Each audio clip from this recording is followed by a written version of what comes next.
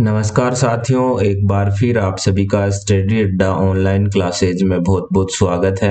अब तक अपन ने 90 क्वेश्चन डिस्कस कर लिए थे, तो अगर आपने वह नहीं देखे तो स्टडी अड्डा ऑनलाइन क्लासेज के इसी चैनल पे आपको मिल जाएंगी वह टेस्ट सीरीज, वहां जाकर जरूर देखिएगा। तो चलिए आगे कंटिन्यू करते हैं अपनी जो 1000 से अधिक क्वेश्चन की टेस्ट सीरीज है उसके अंदर का 91 नंबर क्वेश्चन। मानक तार गेज की सीमा क्या होती है? जो the limit of standard wire gauge, जो स्टैंडर्ड वायर गेज होता है वह कितने एसडब्ल्यूजी से लेकर कितने एसडब्ल्यूजी तक होता है? आपने देखा होगा जो मानक वायर गेज है या स्टैंडर्ड वायर गेज है वह कितना होता है? 0 से लेकर 36 एसडब्ल्यूजी तक होता है। और इसमें जो चलिए मैं आपको एक एग्जांपल देता हूं। एक एसडब्ल्यूजी का वायर और एक 25 एसडब्ल्यूजी का वायर है, ठीक। कई बार एग्जामिनर इस तरीके से भी पूछ लेता है। 91 के लिए राइट आंसर क्या हो जाएगा? यहाँ 0 से 36 एसडब्ल्यूजी, ऑप्शन नंबर 5। बट इसमें एक तरीके से क्वेश्चन और बन सकता है। एग्जामिनर आपसे बोलेगा कि एक एसडब्ल्यूजी का वायर है और एक 25 एसडब्ल्यूजी का वायर है, इनमें से मोटा वायर कौन सा है? कई बार ये भी पूछ लिया जाता है मोटा कौन सा है, पतला कौन सा है। तो आप ध्यान रखिएगा, जैसे जैसे अपन 0 से लेकर 36 की तरफ बढ़ते हैं तो जो मोटाई है वह क्या होती जाती है? कम होती जाती है। 36 एसडब्ल्यूजी का वायर क्या होता है? वो सबसे कम मोटा होता है और 0 का सबसे ज्यादा। तो यहाँ सबसे पतला वायर कौन सा हो जाएगा? 25 का हो जाएगा। एक का तो क्या होगा? बहुत ज्यादा मोटा होगा। 25 का क्या होगा? थोड़ा पतला होगा इसकी तुलना में बहुत।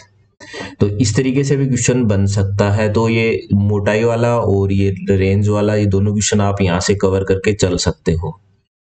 चलिए नेक्स्ट 92 नंबर क्वेश्चन। बीआईएस के अनुसार किसी भी संस्थापन में अनुमानित अधिकतम वोल्टेज धारा पूर्ण भार धारा का कितना होता है? यानी कि कोई भी एक वो है उसके अंदर लीकेज करंट पूर्ण भार धारा का कितना हो सकता है बीआईएस के अकॉर्डिंग? लीकेज करंट तो अपन सभी जानते हैं, लीकेज करंट कितना हो सकता है? 1/5000। तो ऑप्शन नंबर 50 क्या हो जाएगा? 92 के लिए राइट आंसर हो जाएगा। ये कौन से नियम के अकॉर्डिंग होता है? आई का नियम 48 है, उसके अकॉर्डिंग।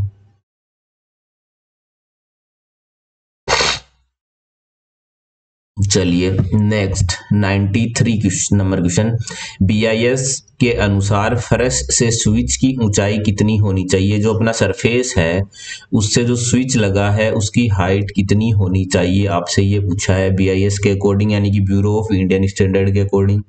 तो कितनी होनी चाहिए? पहले ऑप्शन में क्या है? 1.5 मीटर। तो वही क्या हो जाएगा? यहाँ राइट आंसर हो जाएगा। आगे अपने को पढ़ने की जरूरत ही नहीं है।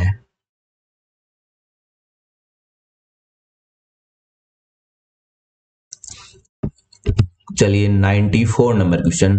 विद्युत वायरिंग में फ्यूज खालिस्तान रखा जाना चाहिए।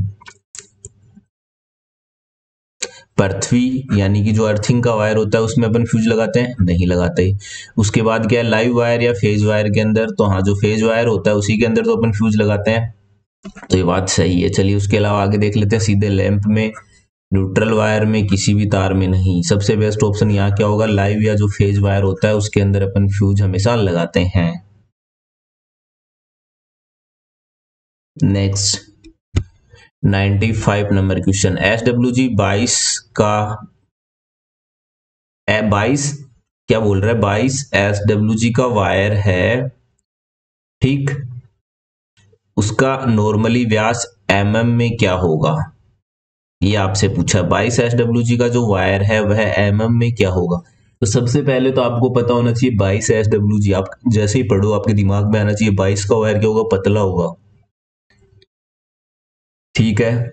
तो बताओ, पतला होगा तो उसके बाद उसमें सीधा सा खेल है।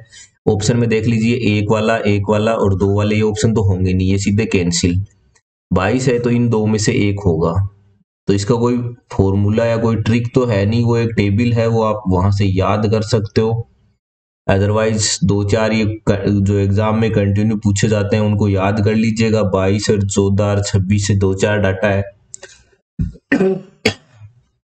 तो एग्जाम में देखिए दो चार फिक्स है। एक तो 22 SWG के लिए पूछते हैं। तो 22 SWG के लिए कितना होता है 0.711। इसके अलावा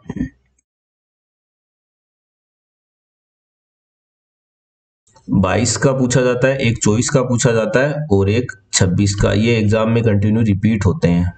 22, 24 और 26 ये दो तीन पूछे जाते हैं, बाकी तो कोई पूछे नहीं जाते। 24 का कितना होता है, 24 का होता है 0.559 और 26 का होता है 0.407 यानी कि 0.457। जैसे मैंने याद कर रखे आप भी कर लीजिएगा।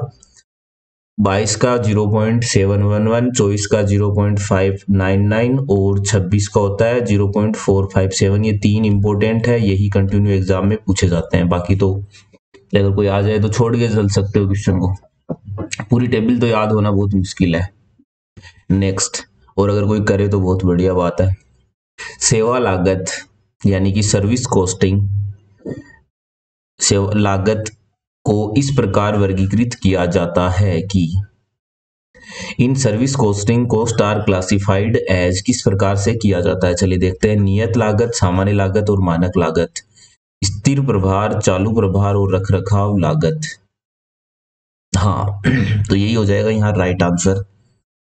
सर्विस लागत यानी कि सर्विसिंग कॉस्टिंग के अंदर क्या आएगा, यही तो आएगा। स्टैंडिंग चार्ज, रनिंग चार्ज और मेंटेनेंस कॉस्ट, तीनों चीजों को अपन अगर ऐड करते हैं तो वो क्या हो जाती है, सर्विस कॉस्ट हो जाती है। तो यहाँ पर 96 के लिए राइट आंसर क्या हो जाएगा, option number second. Important question है, आईटीआई वाले बहुत सारे स्टूडेंट ने तो ये क्वेश्चन पढ़ा भी नहीं होगा, बट ये डीएमआरसी के अंदर बहुत बार रिपीट हुआ क्वेश्चन है, तो ध्यान रखिएगा। सर्विस कॉस्टिंग में क्या क्या आएगा, स्टैंडिंग चार्ज, रनिंग चार्ज और मेंटेनेंस कॉस्ट। अगर आप ध्यान से एक बार पढ़ोगे तो उसके बाद ये हमेशा के लिए आपके लिए याद हो जाएगा। नेक्स्ट 97 नंबर क्वेश्चन, इनमें से कौन सी वायरिंग की विधि है, इनमें से कौन है जो वायरिंग है, चलिए देखते हैं। Joint box, trace system, loop in system, संयोजन विधि, ऑल ऑफ दीज। तो देखिए यहाँ क्या है, ये सभी क्या है, वायरिंग के मेथड्स होते हैं। तो ऑप्शन नंबर 5 97 के लिए क्या हो जाएगा, राइट आंसर हो जाएगा। चलिए, अगर आपने अभी तक स्टडी अड्डा ऑनलाइन क्लासेज के इस यूट्यूब चैनल को सब्सक्राइब नहीं किया तो जल्दी से सब्सक्राइब कर लें। ध्यान रखिए रोजाना अपन इस तरीके की टेस्ट सीरीज डिस्कस करते हैं। अगर आप नए हो तो जल्दी से बेल आइकन को दबा लें, आने वाली सभी टेस्ट सीरीज का नोटिफिकेशन आपको आसानी से मिल जाएगा। नेक्स्ट 98 नंबर क्वेश्चन, अवरोधन प्रतिरोध यानी कि इंसुलेशन रेजिस्टेंस को किसमें मापा जाता है। इंपॉर्टेंट है, बहुत बार रिपीट होता है क्वेश्चन हर एग्जाम के अंदर लगभग। या तो पूछेगा इंसुलेशन रेजिस्टेंस को किसमें मापा जाता है, किसकी सहायता से मापा जाता है, तो मेगर से मापा जाता है। किसमें मापा जाता है, तो किसमें मापा जाता है, मेगा ओम में। ऑप्शन नंबर 4 इसमें क्या हो जाएगा, राइट आंसर हो जाएगा। ये क्वेश्चन है जो आपने अब तक, अगर आप कोई भी कॉम्पिटिटिव एग्जाम कुछ भी दिया है, ऐसी कोई एग्जाम होगी, कोई कमेंट करके बता सकता है जिसमें ये क्वेश्चन नहीं आया हो। चलिए एक क्वेश्चन अगला 99 नंबर क्वेश्चन आपके लिए है, कमेंट करके बताइएगा, बाकी अपन इसे आगे की क्लास में डिस्कस करेंगे। एक शरीर से निकलने वाली विद्युत चुंबकीय ऊर्जा का एक रूप है जिसे मानव आंख से उपयुक्त होने के लिए माना जाता है।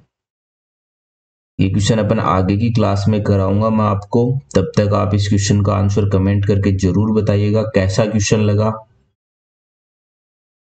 ये अपना चैप्टर चेंज हो चुका है, यहाँ अपन इल्यूमिनेशन के अंदर आ गए। इल्यूमिनेशन, सेल, बैटरी अपन मिक्स में करेंगे। तो देखते हैं 99 नंबर क्वेश्चन का कोई आप में से सबसे पहले कौन आंसर कमेंट करके बताएगा। अदरवाइज मैं आगे की क्लास में आपको इसका आंसर बता दूंगा, तब तक मैं क्वेश्चन आपके लिए रखता हूं। चलिए क्वेश्चन स्क्रीन पे थोड़ा सही से नहीं आ रहा, तो चलिए एक बार फिर देख लीजिएगा।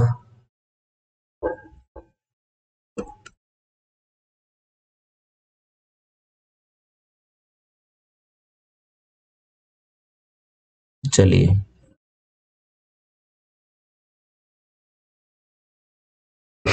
ध्यान से देख लीजिएगा, क्वेश्चन आपको दिखाई दे रहा है। 99 का आंसर आपको कमेंट करके बताना है। इसके साथ ही आपको 100 नंबर क्वेश्चन की हेडिंग भी दिख गई है। तो बस आज के लिए इतने क्वेश्चन, बाकी मिलेंगे अपन कल नेक्स्ट सीरीज में। तब तक हमारे साथ बने रहिए और अपने सभी दोस्तों के साथ अधिक से अधिक इस वीडियो को जरूर शेयर करिएगा। मिलेंगे कल दोबारा, तब तक जय हिंद, जय भारत।